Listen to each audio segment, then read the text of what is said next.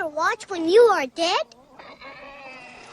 Hey everybody, I'm Matt. This is the 10-Minute Bible Hour podcast, and that beloved line is from the Three Amigos with Martin Short and Chevy Chase and Steve Martin, and I totally remember it because I heard people quote it. I still haven't actually seen that movie because it was the kind of movie that you were totally not allowed to see when I was a child. And even the fact that the Denver Broncos had three receivers in the 1980s, Ricky Nattiel, Vance Johnson, and Mark Jackson, I believe, who went by the nickname the Three Amigos. And even though I begged my parents, telling them that it would help me better understand relevant football analogies and make me fit in better with my friends or want to be friends at school, my parents were still like, no, you can't see it. And then I just never got around to seeing it. But I have seen that clip. And in that clip, the Three Amigos, they're going to go face certain death. And this little kid in Mexico walks up and he's like, hey, since you're going to die and everything, do I get to watch? And it's really cute and it's sweet and it's charming. And I should probably watch that movie at some point so I can fit in with all of you and you can like me more and we can be friends and you can think I'm cool. But the joke is very obviously that the kid understands what's coming up. It's not like he doesn't understand that they're about to get shot and die.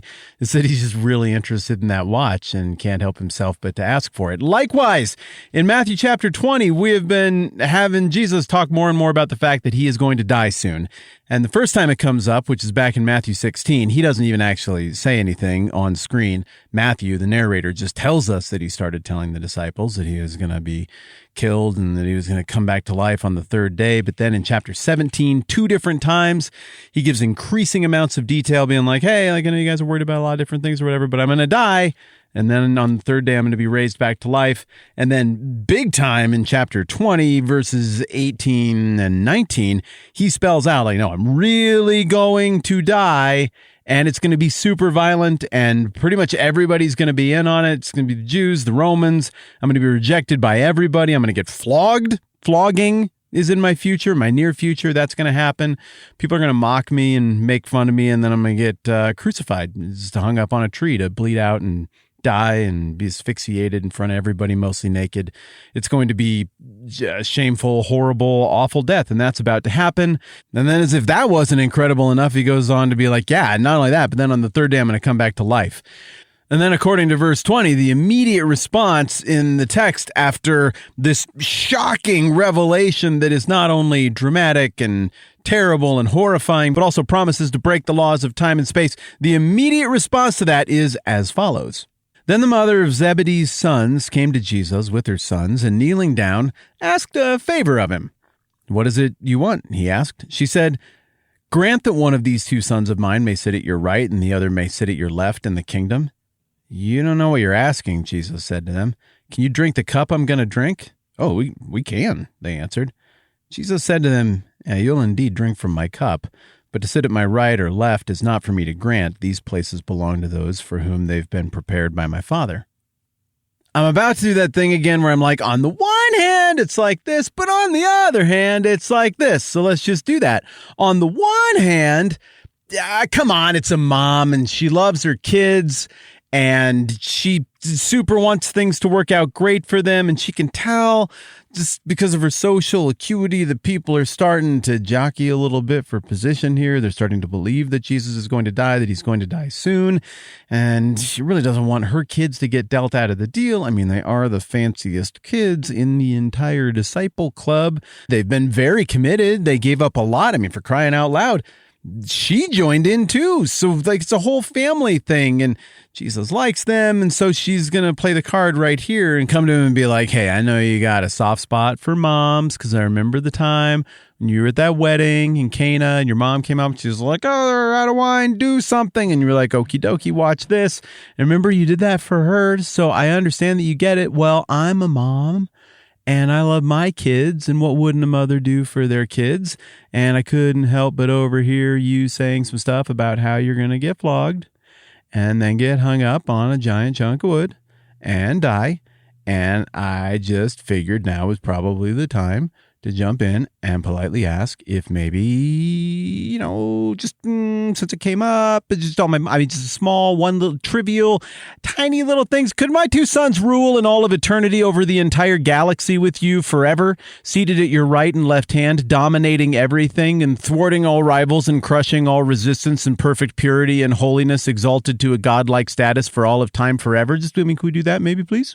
So we're still on the one hand here, and I just got to say, I get it. Moms are awesome. They're great. They go to bat for their kids. I understand that most of you listening to this right now are my mom, who's just bought dozens upon dozens of electronic devices so that she can stream my internet content and make me feel like this is working and people listen and enjoy it. So I'm a big-time fan of Moms, and I understand why she's doing this, and I even think, in light of the fact that nobody at this point really totally understood what Jesus was talking about or doing, we just got to cut her a little bit of slack and be like, hey, she was momming hard, she was advocating for her kids, nice job. On the other hand, she did just hear him say that I'm going to get killed, and it's going to be horrible. Knowing that he was going to get killed is what prompted her to turn right around and try to quickly get to the front of the line and get this position for her kids. So props to her for being a great mom and believing in her boys, and also kind of not props to her for being sort of ruthless. Like I said, she's a person where people have problems. We see things imperfectly and incomplete, but it makes for some kind of comical Bible here that she comes with this question. But interestingly, Jesus, who just keeps getting lobbed chew people out softballs for like the last 3 chapters. People come up and they keep saying really relatively dumb, insulting things that you would think he'd really push back on, but he just keeps not. He's in a very patient place in all of this ministry at this point.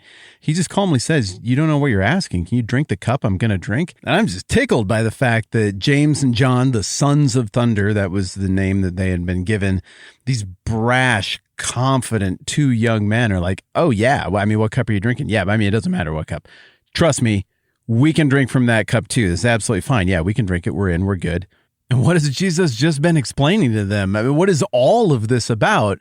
He's going to consume death and be subjected to death so that he can defeat death and bring about and initiate this redemptive kingdom, this greater, truer reality for all of everything, in this transcendent sense, in this all-encompassing sense of what it is to drink from this cup. Like, these guys just can't do it, and they don't understand it yet. In the narrower sense of what it is to drink from this cup, that being to drink from the cup of death, if you will, of voluntarily laying down your life for this thing, well, in that sense, yeah, I suppose they could drink from that cup of the martyrdom, of laying down their life. And indeed, one of the 2, James, will. He'll be the first of the disciples to be martyred. That's recorded not too far down the road here. Just a few pages over here in Acts chapter 12, it says, it was about this time that King Herod arrested some who belonged to the church, intending to persecute them. He had James, the brother of John, put to death with the sword. And that's it. That's all Luke gives us in Acts chapter 12. It's just this quick, yep, that guy did drink of that cup after all, I guess, is just so fast and so passing. Now, Stephen had been martyred before this, but again, James was the first of the disciples to be put to the sword or put to death. So it's interesting that he jumps right in and is like, oh yeah, we can do that because James is the first, and John is the only one of the 12 who isn't martyred. I mean, I don't know what you really do with Judas. However you count Judas, I mean, he died over the whole thing in kind of a different context. So James is the first to go. John is never martyred and lives out his life all the way. So there's some irony there to the way this whole thing plays out regarding them saying that they can indeed drink from the cup. And Jesus affirms this, says, you will drink from my cup, but you can't sit at my right or my left. And it's interesting that he defers on this. It's just not mine to grant. I'm not the decider of these things. So he is subservient entirely, he's demonstrating it once again, to the plan of the Father. He agreed to the plan. He's fully participatory in the plan, but the Father has his hands on the wheel of the plan. And Jesus says, these places belong to those for whom they've been prepared by my Father. So who are those people? Who does end up sitting at the left and right hand of the Father? I don't think we really get a neat, tidy answer to that. It feels like they're asking the wrong question and they're not understanding how this whole thing is going to break out anyway. But to their credit, they're picturing him as a king and they're imagining what an authority structure and what a king would look like in the environments and the contexts that they're used to seeing it in. In summary, I think it's pretty easy to criticize the disciples when they do stupid crap, and they do from time to time.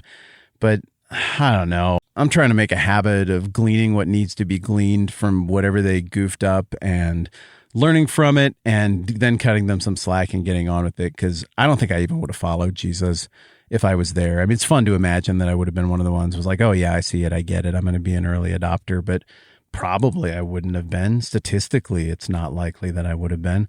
I probably would have been one of the people who had done a really good job in his mind of constructing all of the defenses and good arguments for why the version of religion that we were doing makes the most sense. And I would have probably dug in really hard on that, and I would have had a difficult time understanding or tracking with what was going on here. And so, yeah, I think these guys deserve credit. And I think it's dumb anytime that I even hint at me being somehow better or smarter than them. That's stupid. I'm definitely not.